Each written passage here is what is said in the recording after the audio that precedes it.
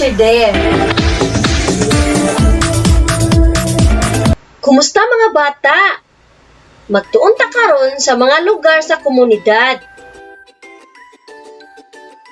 Ang imong nakita mao ang usa ka komunidad. Kada parte sa komunidad na ay mga nagkalain-lain na katuyuan. Adunay eskwelahan, simbahan, health center, barangay hall, o uban pa. Mao kini ang mga lugar sa komunidad. Ang usa ka eskwelahan, usa ka institusyong pang-edukasyon nga naghatag og giya sa mga estudyante. Ang katuyuan sa eskwelahan nga mahatagan og dugang kahibalo, matudloan sa maayong pamatasan ug uban pa ang mga estudyante. Sunod, ang barangay hall. Mao ang lugar sa lokal nga panggamhanan, gipanguluhan sa kapitan nga mao kanunay nga magtiner sa kahusay sa kalinaw. Ang simbahan, ang lugar alang sa mga relihiyosong kalihukan. Adunay nagkalain-laing tawag niini base sa ilang relihiyon.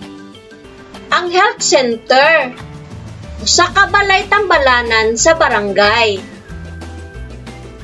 Ang merkado usa ka lugar kung asa kita makapamalit og mga pagkaon sama sa prutas, utan, isda, karne ug uban pa. Ang istasyon sa bumbero usa ka lugar kung asa ta makapatabang kung adunay sunog. Dinhi nato makita ang mga bumbero o ang truck na gamiton nila sa pagpalong sa sunog. Sunod mga bata, ilha ang mga hulagway sa mga lugar sa komunidad. Lingini ang saktong tubag.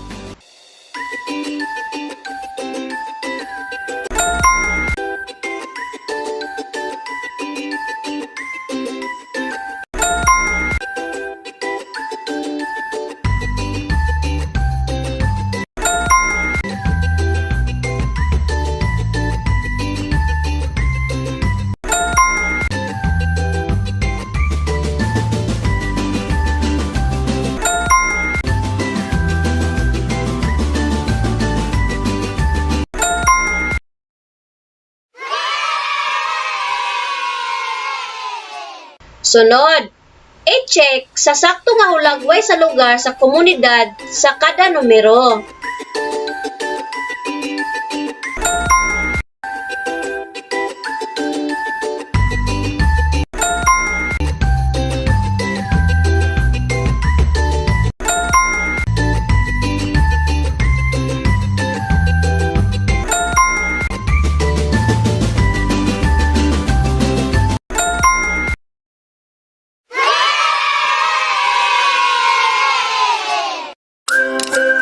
Daghang salamat! Bye-bye!